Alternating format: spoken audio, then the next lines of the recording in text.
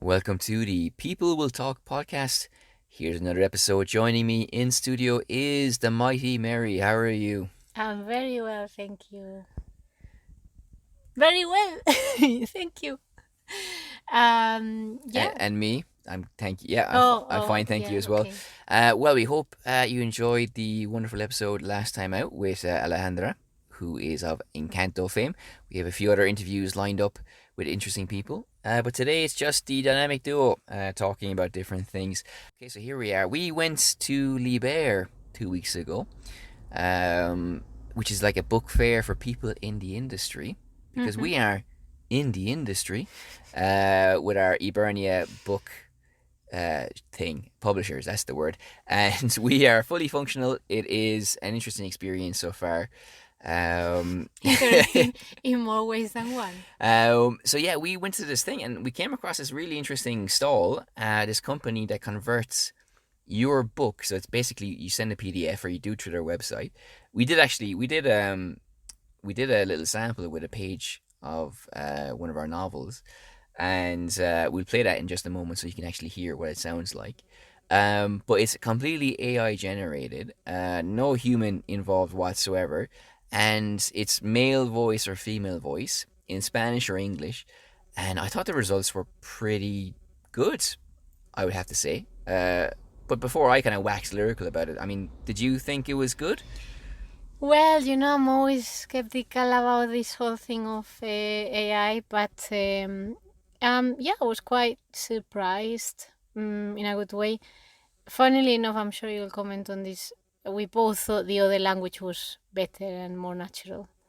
So I thought the one in English sounded kind of like more, yeah, more human, more natural. And you thought in Spanish it was better. So, Well, I mean, no, what we heard on that day was in Spanish and sounded good to me. hmm, And in the clip that we'll play in just a moment is in English. And for the hmm. most part, it's fine. But then it kind of just very suddenly goes into a very Spanish accent. And then suddenly goes out Yes, of it again. it's like a Spanish guy reading imperfect English. It's kind of weird how it works. But yeah, what is interesting is like normally, because we've done this type of work before where we are reading hundreds of sentences Yeah. for machine learning, basically training AI systems to do it, which they don't seem to have. So they're a small No, company like we are, and they just, I don't know, said it was synthetic. They said, yeah. which I wasn't quite sure what they meant, so I kind of looked at it later. And it's basically that it artificially creates this sound, a sound that sounds exactly like a letter, for example. So it's kind of weird. It's as if you get a xylophone and decide, well, let's play a note and see if it sounds like Enda's voice when he says like E. They can intervene. I think if you mention on this page or this minute of the audio, they can kind of like correct the pronunciation. But it's an amazing thing that they're doing. It shows the wonderful aspects of AI in terms of voices, because I am aware of a famous podcast that I listen to, where the voice for one of the guys was really bad for 2 episodes for whatever reason, technical failures, and AI was able to kind of like do a simulation of his voice and kind of make it sound good, not perfect, but Hmm. good. And I'm sure as well there must be applications where somebody's lost their voice for whatever type of illness, and then the AI can reconstruct their voice. So when they're using a voice box like Stephen Hawking or something, Hmm. it just comes out like their voice and not robotic. So that's the good thing. The bad thing is obviously, someone pretending to be Joe Biden and launching a nuclear attack on Roscommon or Wicklow. But until that happens, we can sing the praises of AI. Well, there's also the whole thing that I always complain about, that there's somebody losing a job. That's true. Let's have a mini silence. Your face was like, oh, bugger, we forgot about that. But no, because as like translators are already having problems with that.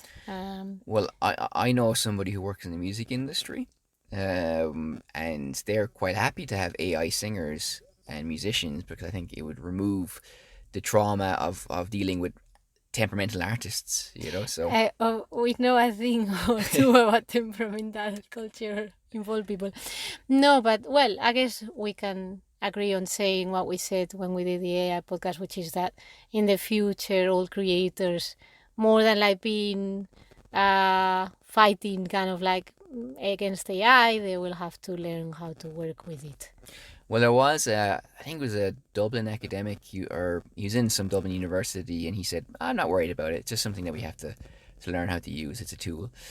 He encouraged his students to play around with it and even write essays with it. So, but yeah, that's it. So that's AI. That's our experiences with the audio thing. We're going to play the clip now.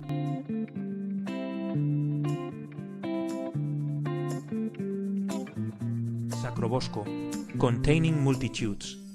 Thomas had arrived at Madrid's observatory. He had already been inside as a visitor, and it was there that he had first heard of Agnes Mary Clark, a pioneering Irish astronomer who had a lunar crater named after her.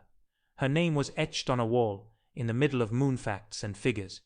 It had no reason to stand out, but his race memory, his DNA, his Irish eyes found her name, and he smiled the smile that had crept across his face that time he found the Gaelic word slainte, the Irish word for health, on the window of a hostel in Tirso de Molina. He wasn't that far away from home after all, and he might even feel the same if he were stranded on the moon. But he was not there to talk about her just yet. To do it properly, he had to start at the start, with Johannes Sacrobosco, a.k.a. John of Hollywood, a.k.a. John of Hollybush, international man of mystery, scholar, monk, and astronomer from the Middle Ages. Sitting in the long corridor that linked the entrance to the projections room, Thomas found an outlet for his computer, plugged it in, opened his laptop, and sat down.